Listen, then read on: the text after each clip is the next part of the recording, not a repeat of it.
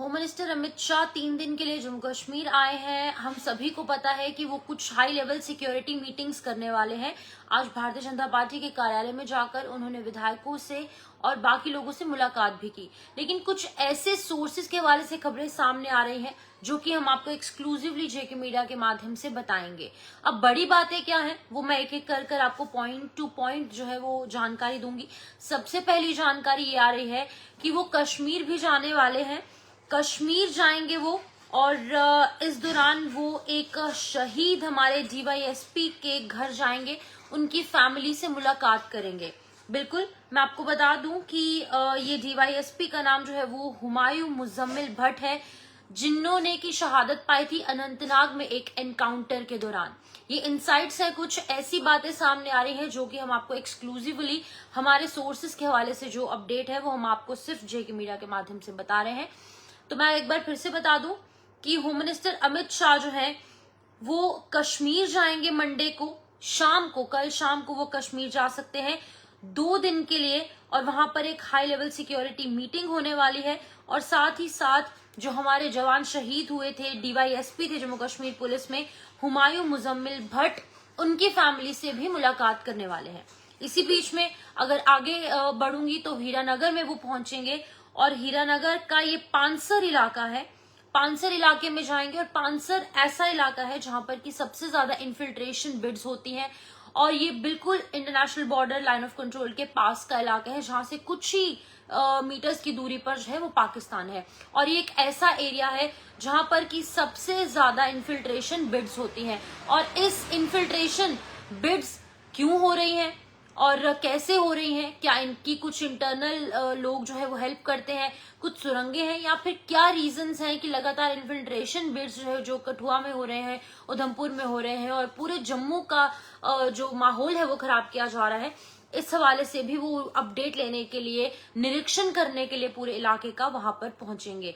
तो ये कुछ बड़ी बातें सामने आ रही हैं, और सरकार तीसरी बार सरकार बनने के बाद जब वो अब यहाँ पर आ रहे हैं, और जम्मू कश्मीर में अब जब सरकार बन चुकी है तब उनका पहला दौरा है। भारतीय जनता पार्टी ऑपोजिशन का रोल निभा रही है, और बहुत ही अच्छा रोल मैं कहूंगी इस time Bharatiya Janata party opposition का निभा रही है। हमने देखा कि असेंबलीज लगी हुई थी, और कल से एक बार फिर से असेंबली जो है वो शुरू हो जाएगी। और असेंबली शुरू होने से ठीक पहले गृह मंत्री अमित शाह का जम्मू कश्मीर का ये दौरा काफी ज्यादा महत्वपूर्ण बताया जा रहा है।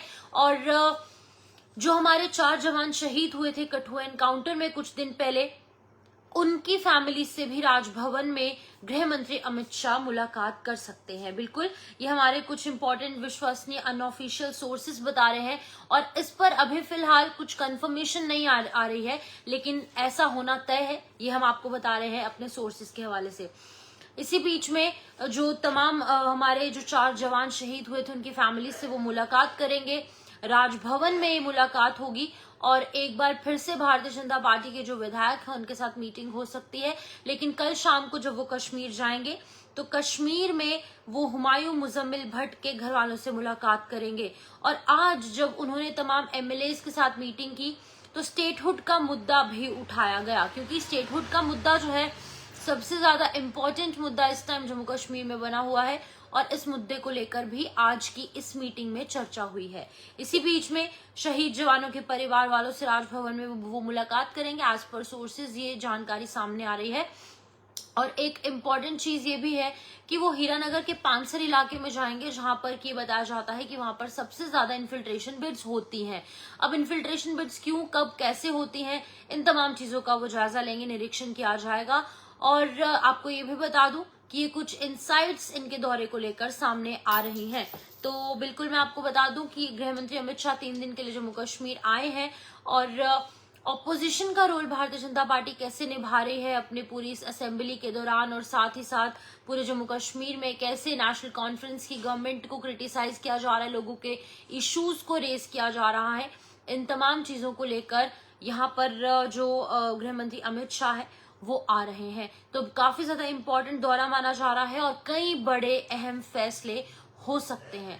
अब देखिए, जब ट्रांसफर्स का ऑर्डर यहाँ पर एलजी मनोज सिन्हा ने लाया, एलजी मनोज सिन्हा के इस ट्रांसफर के ऑर्डर के तुरंत बाद नेशनल कॉन्फ्रेंस की गवर्नमेंट एक्शन में आई। उन्होंने एक इमरजेंसी मीटिंग जो है वो बुलाई और इमरजेंसी मीटिंग में काफी बड़ी बातें सामने आई। एक तो वक्फ अमेंडमेंट बिल को लेकर उन्होंने बात की और साथ ही साथ दूसरी बात जो है वो ये भी सामने आई कि 48 ट्रांसफर एलजी मनोज सिन्हा कैसे कर सकते हैं जबकि नई सरकार वजूद में आ चुकी है। तो इन तमाम चीजों को लेकर भी चर्चाएं हो सकती हैं और वहीं पर सिक्योरिटी ग्रिड को कैसे टाइट किया जाएगा जम्मू कश्मीर में, क्योंकि सिक्योरिटी एट द एंड वो लेफ्टिनेंट गवर्नर मनोज सिन्हा के हाथ में है, सेंट्रल गवर्नमेंट के हाथ में है इनडायरेक्टली। तो इसी तरीके से जो सिक्योरिटी सिनेरियो को कैसे टाइटन किया जाएगा, सिक्योरिटी ग्रिप को कैसे टाइट किया जाएगा, मजबूत किया जाएगा, इन तमाम बातों को लेकर भी चर्चाएं हो सकती है। लेकिन इंपॉर्टेंट सबसे ज्यादा बात यह है कि वो कश्मीर जाएंगे, शहीद जो हमारे डीवाईएसपी हुए थे अनंतनाग में एनकाउंटर के दौरान उनकी फैमिली से मिलेंगे और राजभवन में जो हमारे 4 जवान जम्मू कश्मीर पुलिस के कर्मी जो 4 शहीद हुए थे कठुआ एनकाउंटर में कुछ दिन पहले मार्च के महीने में, उनके घर वालों से भी मुलाकात करने वाले हैं गृह मंत्री अमित शाह। तो ये कुछ इंपॉर्टेंट पॉइंट्स थे जो मैंने आपको इनसाइट्स दिए। तो फिलहाल के लिए आप तमाम अपडेट्स के लिए देखते रहिए जेके मीडिया। नमस्कार।